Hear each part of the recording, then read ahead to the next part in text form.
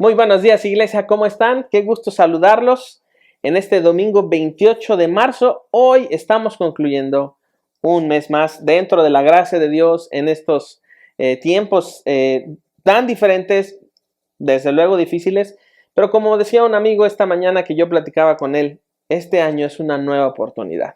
Entonces, iglesia, estamos concluyendo el tercer mes de este año y lo estamos haciendo en su palabra. Así es que vamos a prepararnos hoy para ingresar a nuestro tiempo en la palabra, para estar juntos y adorando al Señor. Recuerden, la iglesia no se ha parado, la iglesia no está detenida, la palabra de Dios no está capturada, sino que seguimos adelante y juntos por medio de la fe podemos seguir adorando a nuestro Dios. Así es que prepárate, toma tiempo, toma tu Biblia, reúne a tu familia, vamos a cantar, mira la pantalla, entona al Señor este tiempo.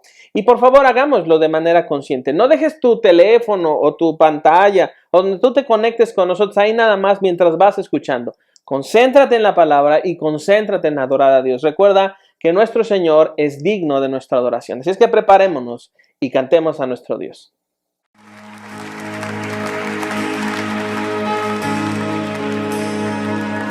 Pecado se volvió, aunque no lo conoció, fuimos hechos en él, justicia de Dios. Él se humilló, llevando la cruz, amor asombroso, amor asombroso. Jesús el Mesías, nombre sobre todo, Cordero bendito, Emmanuel, del pecado rescata, ha pagado el precio. Jesús el Mesías, sobre todo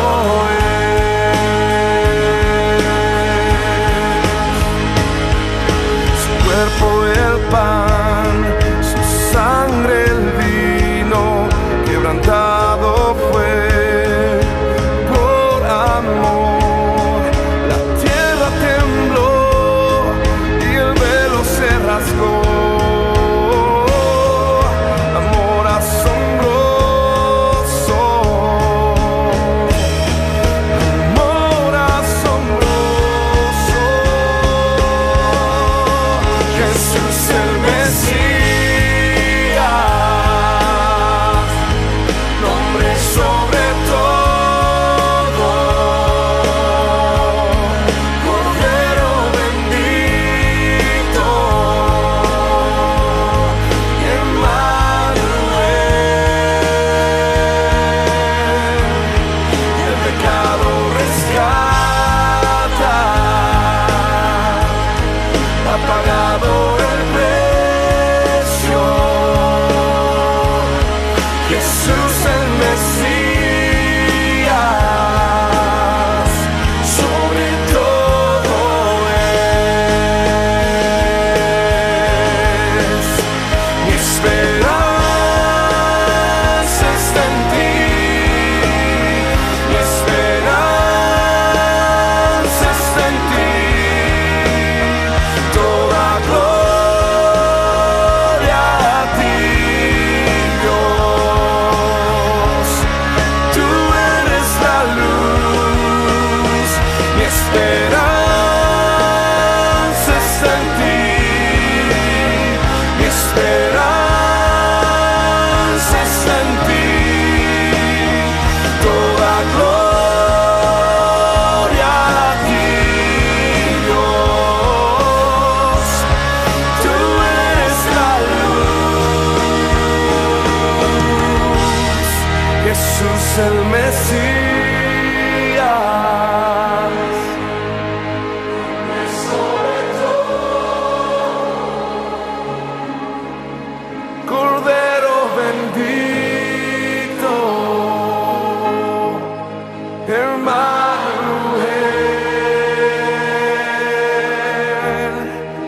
pecado rescata, ha pagado el precio. Jesús el Mesías, sobre todo es Jesús, Jesús el Mesías.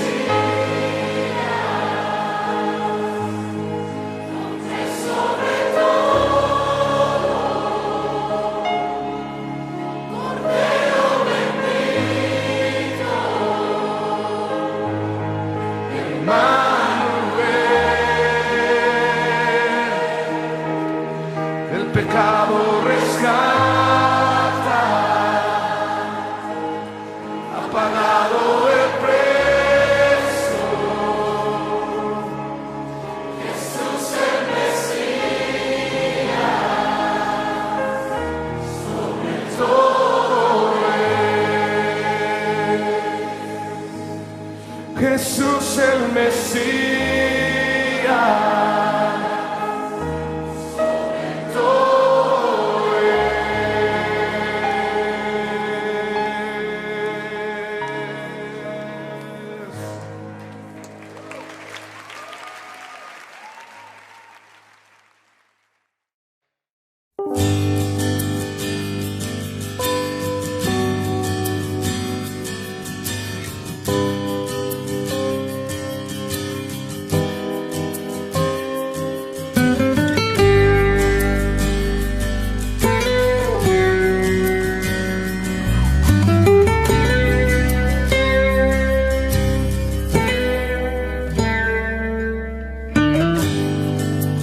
Preciosa sangre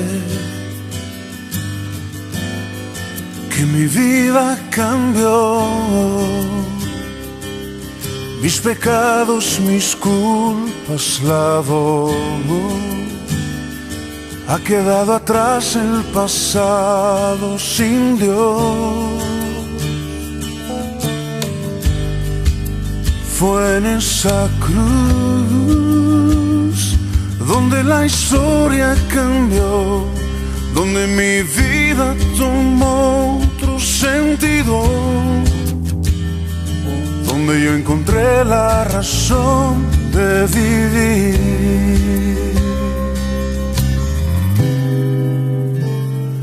Jesús, Jesús, mi corazón te canta. Mi corazón te canta, Jesús, Jesús. Mi corazón te canta, mi corazón te canta, Jesús.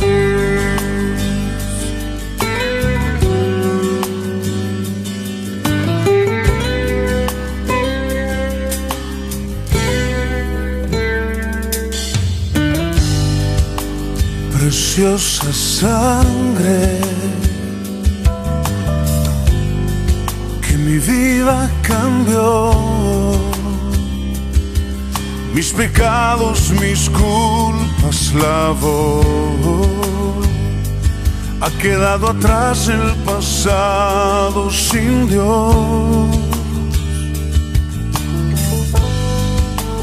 Fue en esa cruz donde la historia cambió, donde mi vida tomó otro sentido,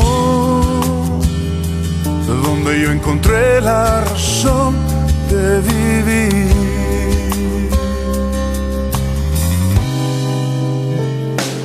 Jesús,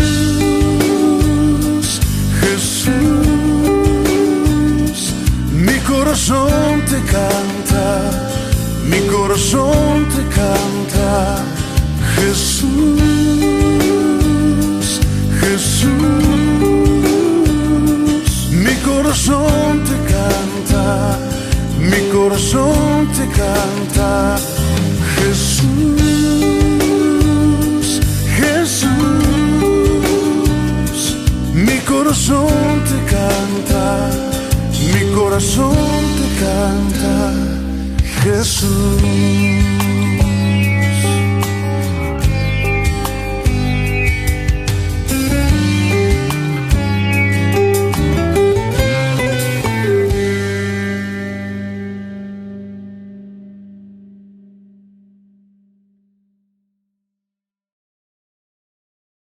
Muy bien, iglesia, gracias por cantar a nuestro Dios. Así es que vamos esta mañana otra vez a las parábolas de Jesús. Hemos estado en esta serie que hemos titulado Las parábolas de Jesús, hablando en los evangelios sobre lo que Él nos quiere enseñar y necesitamos aprender.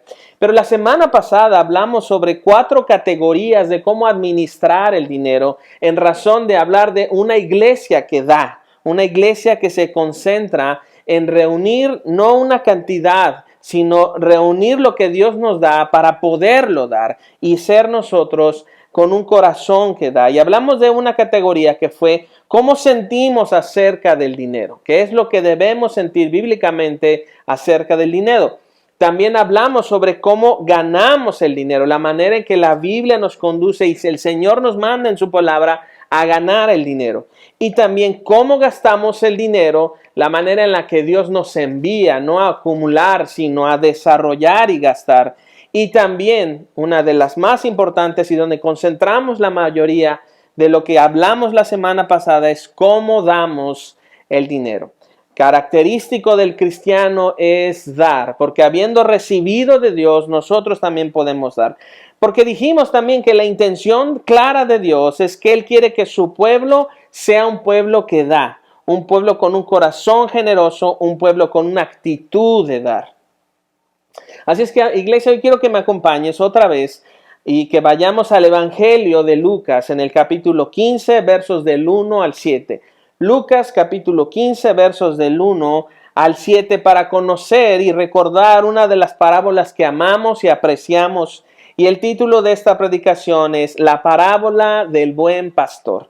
Así es que estamos en Lucas capítulo 15, versos del 1 al 7. Entonces, quiero que concentres tu vista ahí, sígueme con tu vista y vamos a la palabra de Dios.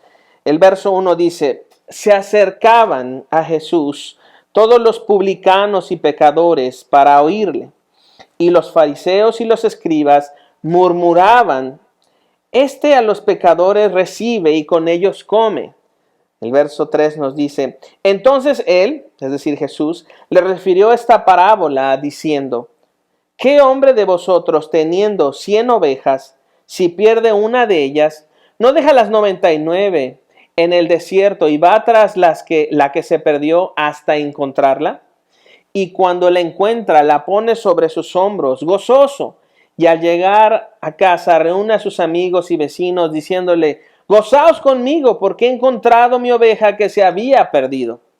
Os digo que así habrá más gozo en el cielo por un pecador que se arrepiente que por 99 justos que no necesitan de arrepentimiento. Amada iglesia, acompáñame a orar a nuestro Dios para que Él nos guíe en su palabra y nos enseñe lo que Él quiere esta mañana. Padre, adoramos tu nombre y reconocemos que tu palabra, Señor, es lo que hoy necesitamos. Así es que háblanos, Señor Jesús. Siéntate otra vez, Maestro, a enseñarnos y dinos y enséñanos tus parábolas. Queremos aprender de ti y queremos vivir en estas cosas. Y esto lo pedimos porque lo necesitamos y lo vemos en tu palabra, en Cristo Jesús. Y todos decimos amén.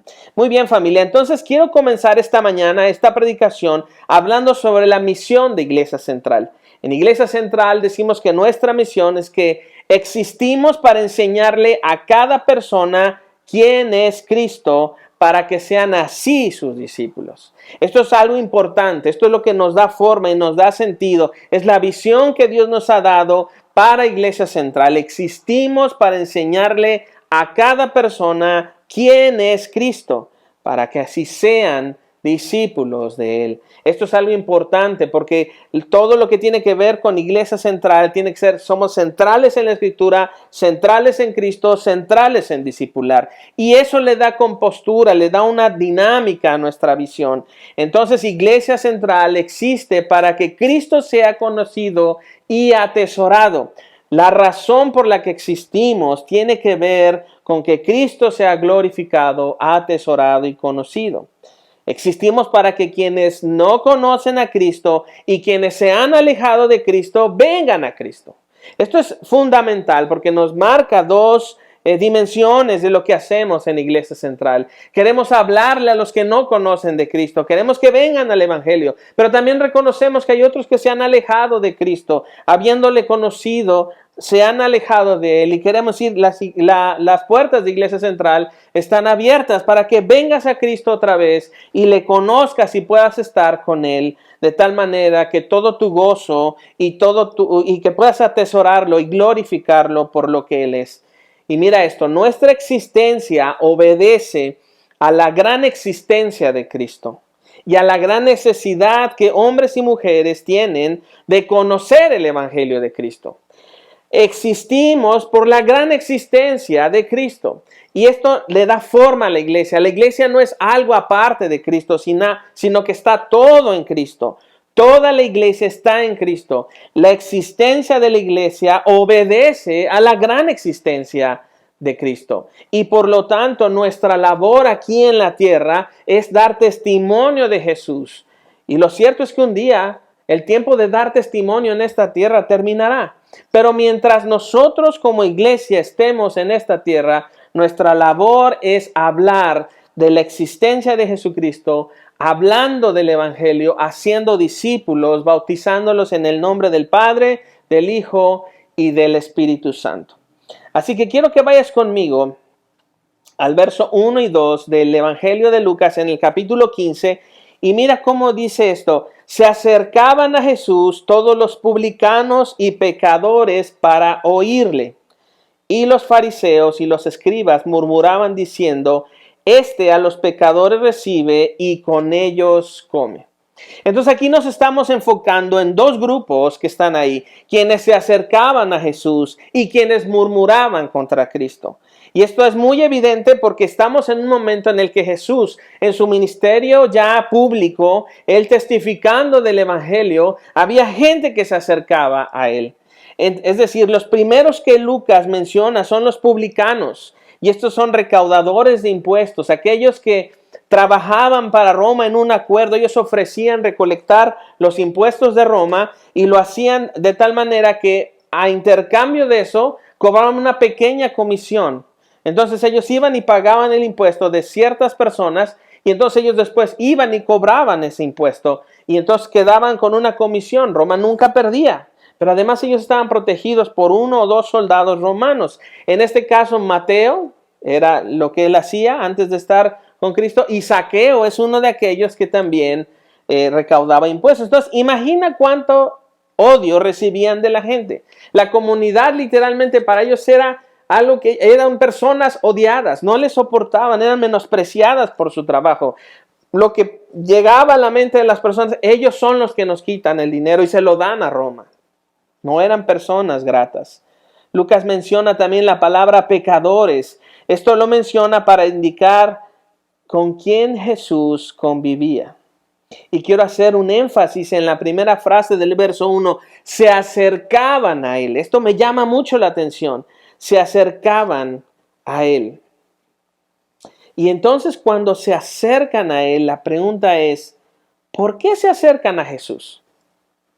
¿Qué hay en Jesús que hace que este tipo de personas se acerquen a Él? ¿Por qué es que Jesús, hablando, ellos se acercan a Él? ¿Qué hay en Jesús que involucra que ellos se acerquen? La respuesta que encuentro es esta. Jesús es el Evangelio. Y el Evangelio, por lo tanto, es atraccional. Hay una atracción hacia la persona de Cristo por el testimonio del Evangelio de Cristo. Si Cristo es atraccional y Cristo es el Evangelio es atraccional. El Evangelio es relevante. Por eso no vamos a buscar ser una iglesia relevante, porque el Evangelio ya es relevante. No necesitamos inventar cosas. El Evangelio es relevante. Cristo es relevante. Cristo es la persona más importante del universo y de Él testificamos. Y nuestra misión es que seamos eso, anunciadores del Evangelio para que sean discípulos de Cristo. Ahora, lo cierto es que para acercarse a alguien es necesario que ese alguien esté presente y disponible y accesible para acercarse. Así que mira el relato de Lucas. Vemos la disposición de Cristo, vemos la actitud accesible de Cristo, vemos la cercanía de Cristo. Y en esto me interesa mucho hacer énfasis porque durante mucho tiempo hemos visto a Dios lejos. Hemos visto que Dios necesitamos convencerlo de que nos podamos acercar, pero le tenemos por lejos. No te quieres acercar porque, ¿qué tal si se enoja? ¿Qué tal si es muy duro? Pero yo veo aquí en esto, cuando alguien como Cristo, que es la persona más importante en todo el universo, en toda la eternidad clama por Cristo, yo veo un Cristo disponible, accesible y cercano. Esto es lo que aquí se mira. Alguien cerca, alguien dispuesto, alguien accesible. Y esto también queda muy claro porque en el verso 2 vemos cómo los fariseos están murmurando contra él. Ellos están hablando contra él. Y su punto es, mira, este hombre está con pecadores, los recibe, hasta come con ellos. Wow, o sea, ¿qué onda con Jesús, eh? Y él dice que es un maestro. Y él dice que viene a hablar del testimonio del evangelio. De entrada, no podemos confiar en alguien que se sienta con este tipo de personas. ¿Cómo vamos a hablar nosotros, los que somos de la ley, los que somos hijos de Abraham, los que somos aquellos tan relevantes? ¿Cómo vamos a hablar con una persona que se sienta a comer con los publicanos que nos quitan el dinero? Personas como este es pecador. Yo conozco a esa persona de ahí. Yo sé cómo es su testimonio. Y algunas veces esto me ha hecho pensar, no está en la palabra, pero quiero pensar esto. ¿Cuántas veces habrá venido alguien a aconsejarle a Jesús que mejor dejara a Pedro? Oye, Jesús, quiero hablar contigo. Fíjate que, pues qué bueno que tú vienes aquí a predicar el evangelio. La verdad es que no se hace tanta falta, pero bueno, la verdad lo he estado orando bastante. A mí me gustaría mucho que si a mí me pasa esto, alguien viniera y me dijera, porque pues no me gustaría quedarme con esto. Y la verdad es que lo tengo mucho en mi corazón. Y quisiera decirte, yo pienso que mejor no te metas con Pedro. Inclusive Pedro a mí me debe un poco de dinero. Es un pescador, hombre. O sea, tú eres el maestro. Cuidado con darle a Dios consejos. Cuidado con nosotros decirle a Dios lo que Él debe de hacer en términos de lo que nosotros miramos que es mejor. Porque Marcos capítulo 10, verso 45, Jesús dice, porque el Hijo del Hombre no vino para ser servido, sino para servir y dar su vida en rescate de muchos. Cristo Jesús vino a esta tierra para servir y dar su vida en rescate por muchos. Si el Dios verdadero encarnado en Jesucristo viene a servir y dar su vida, nosotros debemos aspirar a esa meta. Debemos ser motivados por Cristo, por la persona de Cristo, para servir y dar nuestra vida para la gloria de su nombre. No, el estándar no es menor. El estándar no es tener a Dios como, oh, wow, qué bueno que tú eres el Salvador. O déjame darte algunas opiniones, Dios. No, el estándar para tu vida, si es que estás en Cristo, es servirle a Él y dar tu vida. Punto. Porque así es el ejemplo de Cristo. Oye, pero es que eso está muy fuerte, o sea, es demasiado. ¿Y? Oye, pero es que yo pienso que pues debe ser un poquito más accesible. Respuesta, no. Es que creo que yo puedo vivir ahora mi vida y tener ciertas cosas. ¿Quieres hacer tu vida sin Cristo? Entonces tú cosecharás lo que tú estás sembrando. Siembra tu vida en Cristo. Que toda tu cosecha sea Cristo. Pero estamos ante unas personas que están murmurando. Estamos ante personas que están murmurando. Así que esta murmuración es un ataque directo contra Cristo. Ellos están hablando en contra de Cristo. Ellos están criticando de lejos. Ellos no se involucran. Ellos lo que están haciendo es mirando a Jesús y descalificando al Salvador y descalificando a las personas. Literalmente están diciendo, entonces ya sabía, si Él se involucra con estos es porque es igual a ellos. ¿Cómo voy a creer en un Cristo así? Pero es un ataque hacia Jesús. En 2015, durante la conferencia de pastores de Bethlehem en Minneapolis, el pastor Joe Rigney predicó algo que la verdad es una gran bendición y hasta la fecha sigo consultando eso, y predicó sobre la rivalidad y la envidia. Y estas son algunas enseñanzas que él dio. Él enseñó sobre la envidia, y algo que me llamó mucho la atención fueron 3 cosas que él mencionó en su predicación. Él dijo, la envidia es un sentimiento de infelicidad por la bendición y la dicha de otros. Es decir, cuando tú tienes sentimientos de no felicidad por la bendición y la dicha que otros están experimentando, en una sola palabra, tú estás practicando envidia. También explicaba que en las garras de la envidia lloramos por los que se regocijan y nos regocijamos por los que lloran. Mira qué contradicciones hay en esto. Lloro por la felicidad de otro y me regocijo por el mal de otro. Esto nos ayuda a mirar claramente dónde está nuestro corazón. Y por último, él dijo, la envidia es un asesino de la unidad porque hace inaccesible la comunión. Cuando la comunión no es accesible, cuando la comunión no es posible, tenemos que encontrar la raíz de eso. No se trata que estemos diciendo, es que yo no me puedo llevar con esta persona. Es que definitivamente no hay una buena relación. Es que ya lo intenté muchas veces. Cuidado, indaga. ¿Dónde está la raíz de las cosas que hacemos? La envidia es un asesino de la unidad porque hace inaccesible la comunión. Y como iglesia tenemos que tener muy claro dónde están estas actitudes de las que debemos renunciar. En nuestra familia tenemos que tener muy claro dónde están esas cosas en las cuales necesitamos renunciar por amor de la persona de Cristo. Así que vemos a estas personas que están murmurando contra Jesús, que le están envidiando, y vemos personas llenas de odio, llenas de envidia, que están hablando contra de Jesús. Y por cierto, no son personas que desconocen la Escritura, Ellos son fariseos, son hombres celosos del judaísmo, conocen la ley, conocen a Moisés. Los escribas son hombres que han consagrado su vida a enseñar la ley, a enseñar la Torá, donde vienen los preceptos de Dios, donde vienen las instrucciones de Dios. Estos dos formaban un bloque inclusive de un partido político donde eran celosos de la palabra, pero representan también un bloque de hipocresía. Ahora, ellos sin duda pues, sabían Éxodo 20:16, no hablarás contra tu prójimo falso testimonio. Ellos lo sabían.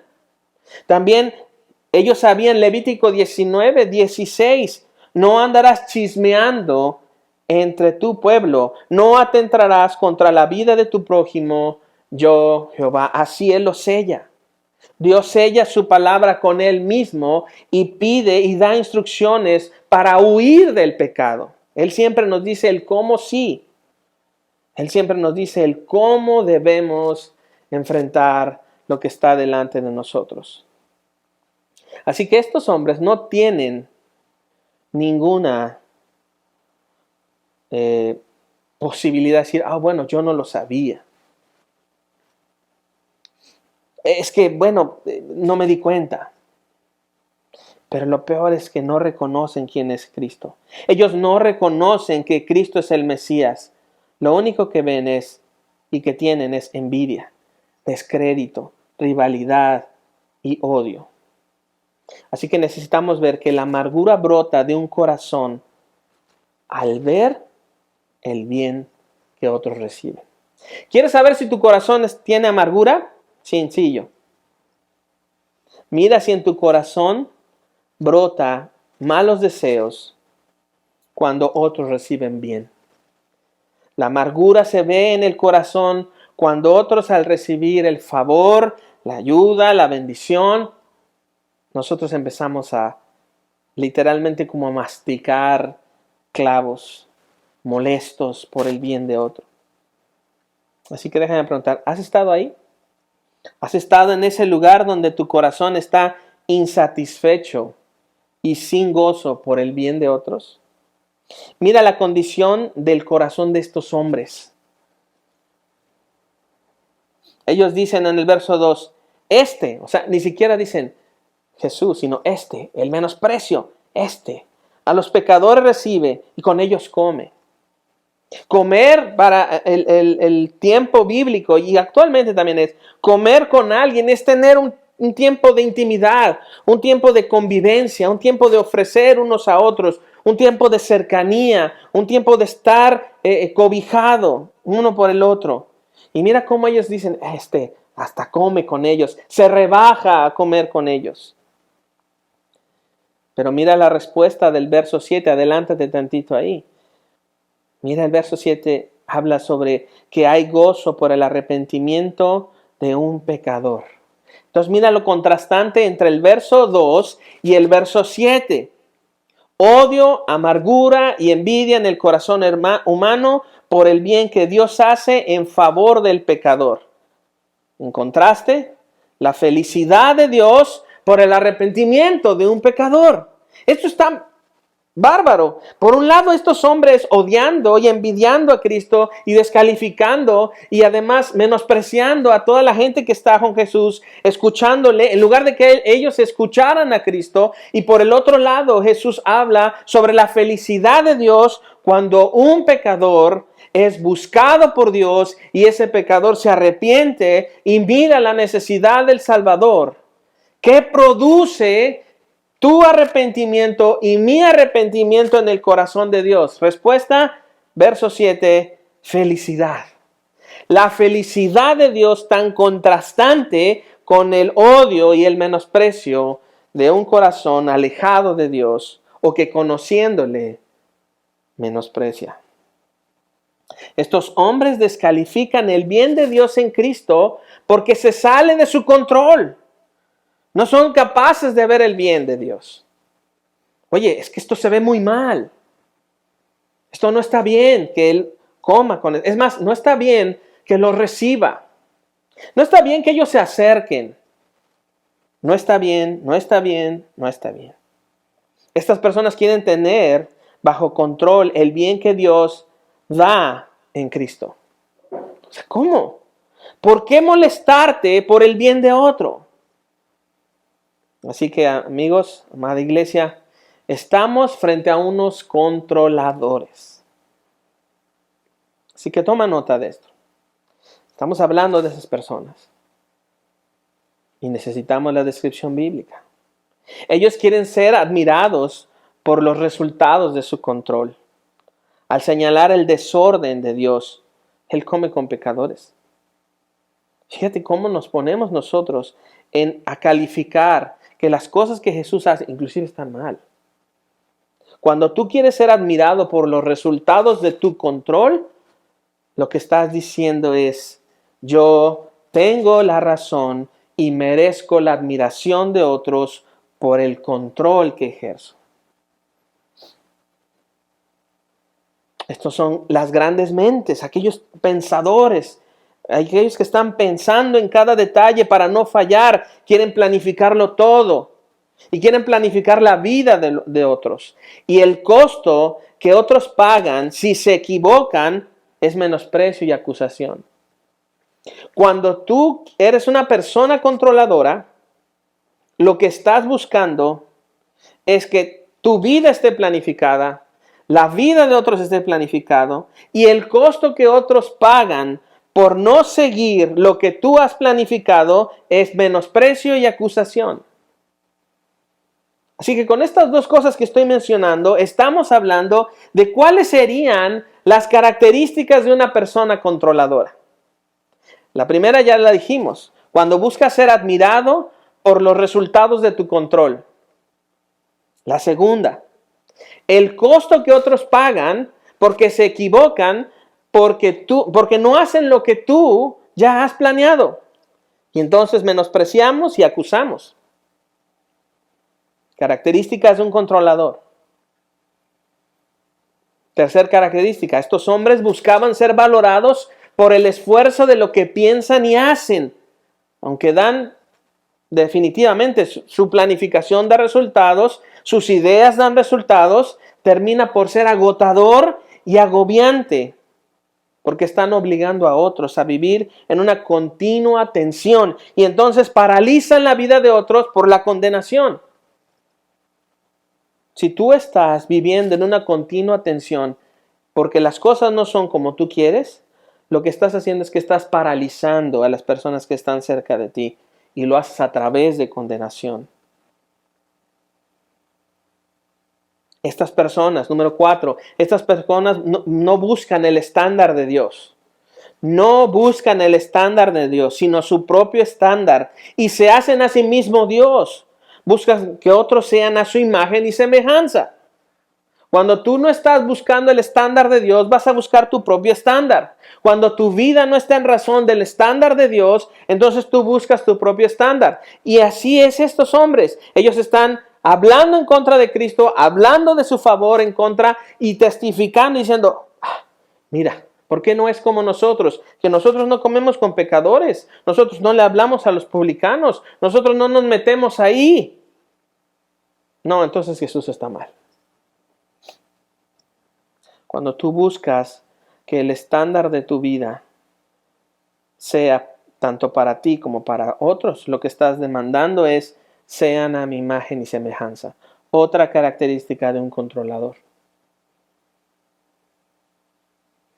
Y por último, siempre están anticipando las posibles dificultades que pueden suceder por la sensación engañosa de tener todo bajo control. Esta necesidad burbujeante y engañosa de tener todo bajo control, de determinar lo que va a pasar en el aquí y en el ahora y en el mañana por lo que yo planeo, por lo que yo decido, por lo que yo evalúo, me hace perderme de todo el bien de Dios por estar buscando mi reino. La petición más importante de la oración modelo en el Padre Nuestro, Jesús dice, venga tu reino sobre nosotros. Una persona controladora está diciendo, ejerzo mi reino. Me salgo del reino de Dios. Porque tengo una necesidad. Tengo una sensación engañosa de tener todo bajo control. Y me anticipo a las dificultades que van a venir. Es más, descalifico lo que va a suceder y no ha sucedido. Siempre es una posición negativa. Uy, no, eso no va a funcionar. No, la verdad, no creo que eso pase, ¿eh? Sí, yo te entiendo, está bien tu opinión, pero déjame decirte, no, eso no va a pasar. Yo ya fui, ya vine. Un dote de orgullo. Me anticipo a las dificultades. Y hasta planeo las dificultades. Ahora, quita de tu mente a los fariseos y a los escribas. Hazlos a un lado. Y necesitamos preguntarnos, y por eso la Biblia es tan importante, porque es hablarme con la Biblia, a mí mismo. La pregunta es, ¿soy un hombre, esposo o padre controlador? Pregunta, ¿soy una mujer, esposa o madre controladora? Como hombres preguntémonos, como mujeres pregúntense. Ahora preguntémonos como hijos, si tú eres un hijo, pregúntate esto, ¿soy un hijo o una hija controladora? Pregúntate, ¿demando que otros hagan lo que yo he pensado? Así, tengo una actitud en la que pido y demando que la gente haga lo que yo ya pensé, porque eso es lo mejor, tanto para mí como para otros, pero principalmente para mí. Esta es una pregunta que yo me hice. ¿Mis hijos podrían decir que están paralizados por mi control o soy una ayuda para su vida? ¿O estoy generando en ellos una actitud en la que no hacen nada porque ya se han acostumbrado tanto a mi control que están esperando que yo haga todo lo necesario y entonces me fortalezco en mí mismo y me siento muy bien que puedo solucionar su vida, pero ellos están paralizados? ¿O soy realmente una ayuda? Recuerda, Jesús no vino para ser servido, sino para servir y dar su vida por otros. Pregúntate, ¿mis relaciones personales están paralizadas por mi necesidad de control? ¿Cómo están tus relaciones personales, familia?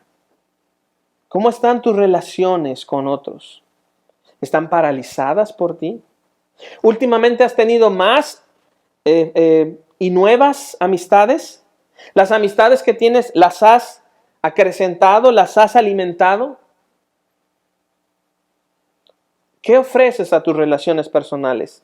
¿Control porque no piensan como tú?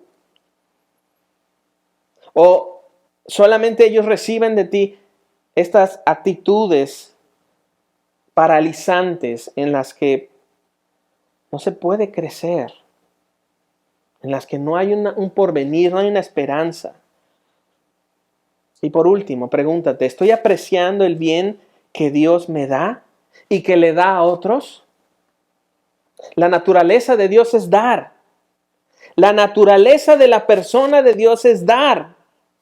Y Él da en el aquí y en el ahora. Y Él da eternamente. Él envió a su Hijo. Juan 3:16 nos lo confirma. Él entregó a su Hijo unigénito. Si la naturaleza de Dios es dar, ¿cómo me comporto yo ante la naturaleza del Dios verdadero? ¿Cuál es mi respuesta ante la naturaleza dadora de Dios? ¿Crítica? ¿Menosprecio? ¿Me molesta eso? Y con todo esto, aquí viene la respuesta de Jesús el buen pastor. Mira el verso 4. Jesús responde ante la agresión de estos hombres con una pregunta. Mira el verso 4. ¿Qué hombre de vosotros, teniendo 100 ovejas, si pierde una de ellas, no deja las 99 en el desierto y va tras la que se perdió hasta encontrarla? Esto es algo que me gusta mucho y me da mucho consuelo. Jesús habla por medio de una parábola. Él ilustra una profunda verdad por medio de una historia cotidiana, comenzando con una pregunta: ¿qué hombre no haría esto? Y Jesús lo que está buscando es que tú y yo reflexionemos. La intencionalidad de Dios en la Escritura es que tú reflexiones, que te des cuenta de la necesidad profunda de Cristo. Si tú nos estás viendo ahora y no conoces de Jesús y no sabes qué está pasando por tu vida y todo se está volviendo un caos y tienes un efecto dominó de que todo se está cayendo, déjame decirte que Dios ha interrumpido tu vida para que puedas mirar y decir: necesito al Salvador, al buen pastor que deja esto que ya es suyo y va a buscar hasta encontrar.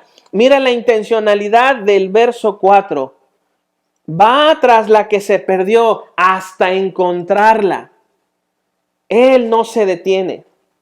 Jesús habla de aquello que no puede estar calculado.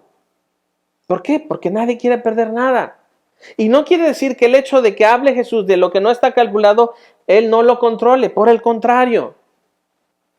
Pero inclusive eso da evidencia de su naturaleza de dar. Y Él busca al perdido. Quiero que recuerdes esto. ¿Recuerdas el momento en el que Él te habló? ¿Recuerdas el momento en el que Él te rescató? ¿Recuerdas la persona que se acercó a decirte que Jesucristo es el camino, la verdad y la vida? ¿Podrías tener memoria de eso? Y podrías estar agradecido por la persona que Dios envió para hablarte de su evangelio. Necesitamos recordar Lucas 19:10. Jesús vino a buscar lo que se había perdido. Tú y yo. Y mira qué interesante. Jesús habla de esta cotidianidad. Por supuesto, si pierdes algo, lo buscas.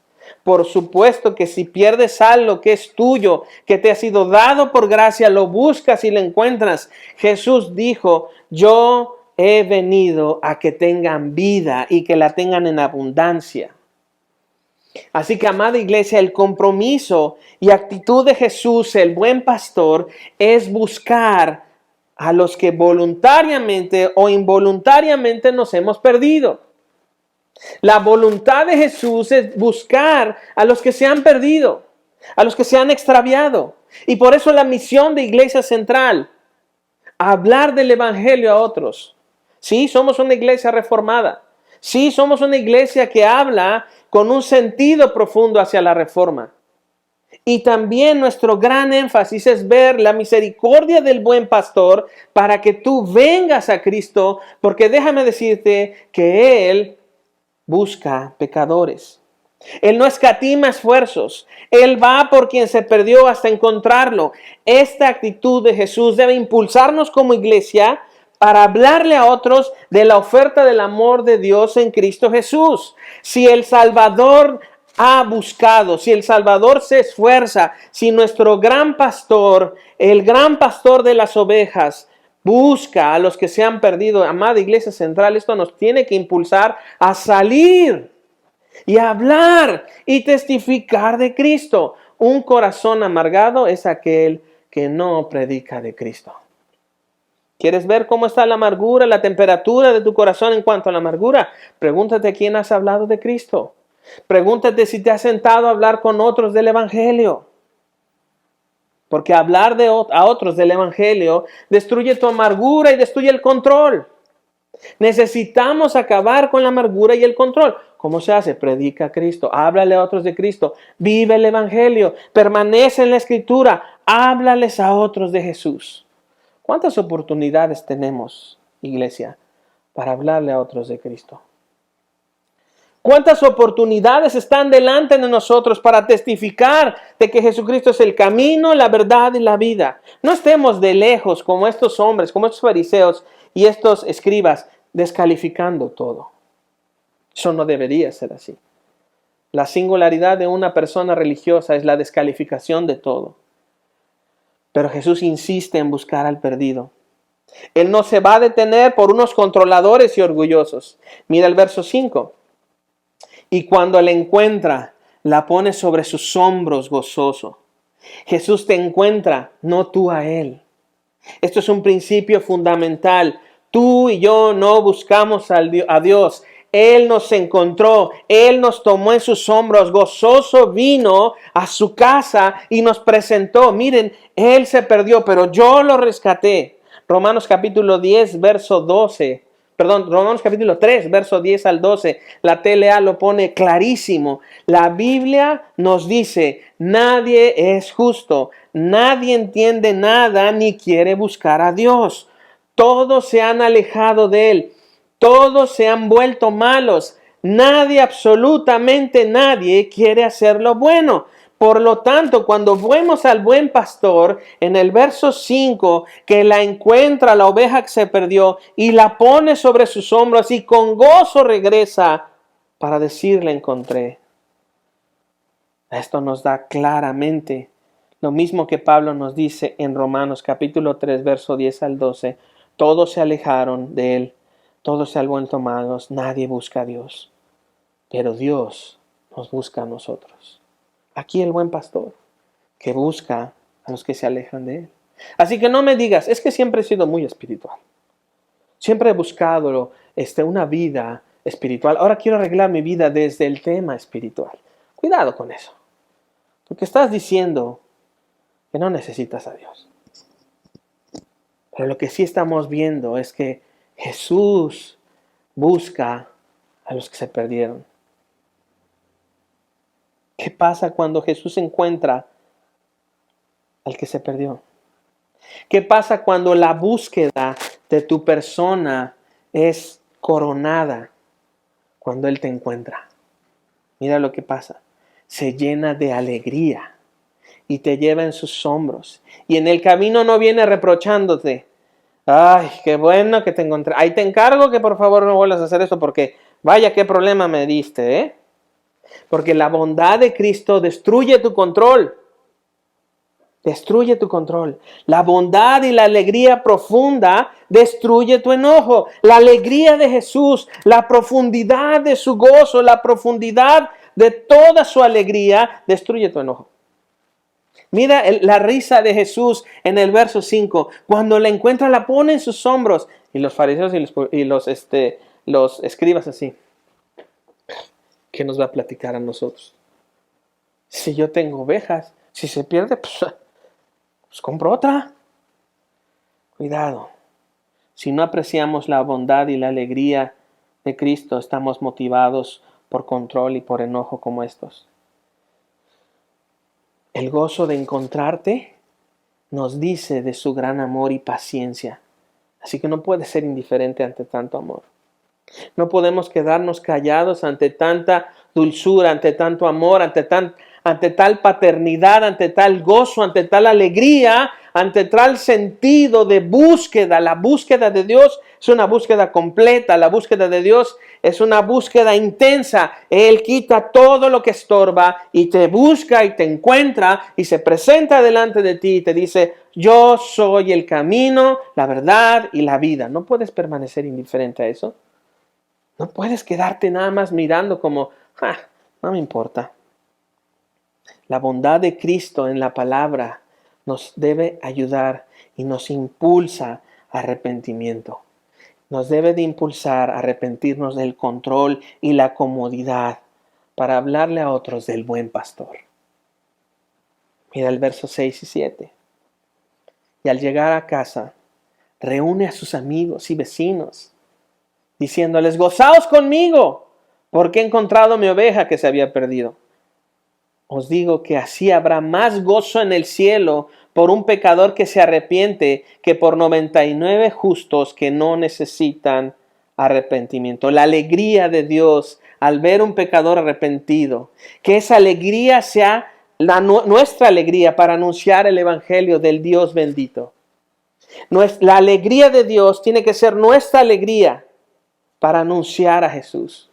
Mira, esto es muy importante. Dios está alegre. Dile a la persona que tienes al lado: Dios está alegre. Dios está feliz. O sea, Dios no está en su trono así como que, ay, qué triste estoy. Nadie me hace caso. Yo les envié a mi hijo y estoy tan triste aquí solito en la eternidad. No, Dios está en un estado de alegría, de profunda satisfacción consigo mismo, de profunda gloria. Y Él está feliz porque sabe que el sacrificio de su Hijo no ha fallado, porque sabe que el anuncio del Evangelio es efectivo para atraer a pecadores, porque sabe que la condición terrible de pecado y de separación de Él tiene plena solución en su Hijo. Y eso le produce alegría. Pablo habla sobre el Evangelio del Dios bendito. El Dios Macarios, y la palabra Macarios es alegre, profundamente bienaventurado, del bienaventurado Dios bendito. El Evangelio son las grandes noticias de Dios, de su alegría de enviar a su Hijo y decir: vengan, vengan, los estoy buscando y los voy a encontrar. Que corramos a decirles a otros: si hay esperanza, si hay salvación.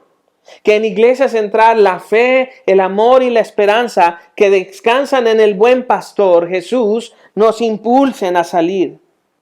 Que le digamos a otros que Dios perdona pecadores por medio de Jesús. Que en la iglesia somos un cuerpo de pecadores perdonados y redimidos, no perfectos, pero sí siendo cambiados. Ahora, algunos pueden decir: bueno, es que la iglesia está llena de hipócritas. Bueno, es cierto. Tienes razón, si tú dices eso es cierto. Pero también, como dice un amigo mío, en la iglesia siempre hay espacio para un hipócrita más que Jesús está dispuesto a transformar. Así es que ven a Jesús y deja de estar de lejos criticando y diciendo que todo está mal en la iglesia, cuando el mayor necesitado y tus propias palabras testifican en tu contra eres tú. Ven. Ven. Ven a Jesús ya. Ya, quita eso de tu boca, porque el buen pastor está disponible. En Iglesia Central existimos para enseñarle a cada persona quién es Cristo, para que sean así sus discípulos. Entonces no tienes el control. Solo el buen pastor y soberano Dios es quien hoy te está amando. No tienes el control. Por eso es necesario que corrijamos esto que decimos en nuestras oraciones. Señor, te pido que tú tomes el control. No le digas eso a Dios. Eso es una contradicción. Él siempre ha tenido el control. Si no lo tuviera, no podríamos dirigirnos a Él. No sería Dios. No, Él es el Dios soberano. Dios es nuestro Dios soberano. Y como Jesús dijo en el Padre nuestro que estás en el cielo, santificado sea tu nombre. Venga tu reino sobre nosotros. Así, renuncia al control, renuncia a la amargura y deja que el reino de Dios venga sobre ti. Porque tú quieres escuchar ya esto y quieres venir ya. Así es que, insisto, si tú no has conocido a Jesús, ven. Su amor está disponible. Como buen pastor te está buscando. Está buscando dónde te extraviaste para que te traiga y te lleve en sus hombros. Y si tú conociendo a Jesús te extraviaste también, te has alejado de Dios y has dicho, es que ya no quiero regresar ahí, ya no quiero regresar a estos dolores, ya no quiero estar en esto. Renuncia a esa discusión. No estés de lejos como los fariseos y los escribas. Acércate, porque Él busca pecadores para transformar pecadores. Nada como la maravillosa realidad de cada domingo, personas pecadoras levantando a los cielos manos en adoración al Dios que los buscó y los perdonó. Ven a Jesús y hazlo pronto. Hazlo pronto, porque lo cierto es que un día la iglesia terminará su testimonio aquí en la tierra y un día el Señor nos dirá, ven acá, sube, y se acabará el testimonio de la iglesia.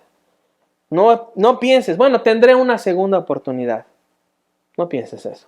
La oportunidad es hoy. Cristo, el buen pastor. Cristo, el pastor que busca a las ovejas perdidas. Así es que vamos a orar. Inclina tu rostro y busquemos a nuestro Dios. Padre Santísimo, esta mañana queremos poner nuestra vida delante de ti. Señor, y la ponemos en estos términos. Renunciamos al control, a la envidia y a la amargura. Renunciamos a esto. Pongo delante de ti mi vida. Renuncio al control, renuncio a la amargura, renuncio a la envidia. Ayúdame a ver el bien que tú das, inclusive en otros. Ayúdame a ver el bien que tú me das en mí, porque la amargura, la envidia y el control no me dejan ver. Me arrepiento de eso. Y Señor, si entre nosotros y quienes nos ven hay personas que no han tomado una decisión por ti, que no han respondido al amor tuyo, convéncelos a través de tu Espíritu Santo. Y ahí donde estás, pídele a Dios, sálvame, límpiame, acéptame, hazme hijo tuyo. Yo creo en ti, justifícame por medio de la fe. Pídele a Dios salvación. Y si tú has estado lejos del Señor, acércate, ven. Él no te rechaza. Por el contrario, Él te está amando hoy y ahora. Padre, yo oro por la iglesia. Oro por los que nos escuchan y oro por aquellos que tú has de traer. Para la gloria de tu nombre, Señor, bendícenos. Y oramos estas cosas, Señor, confiando plenamente en ti. Padre, yo bendigo Iglesia Central y te pido que tu gracia y tu favor nos acompañe. Oramos estas cosas en Cristo Jesús. Amén. Amada iglesia, que el Señor les bendiga. Que la gracia y el amor de Dios estén con ustedes. Recuerden entonces, amada iglesia, que durante la semana tenemos nuestro tiempo de estudios. Mujeres, lunes 7:30. Hombres, martes 8:30 de la noche. Y los días viernes estamos ya concluyendo matrimonio en construcción a las 9 de la noche. Así es que acompáñanos en Iglesia Central. Recuerda que en Iglesia Central te estamos esperando.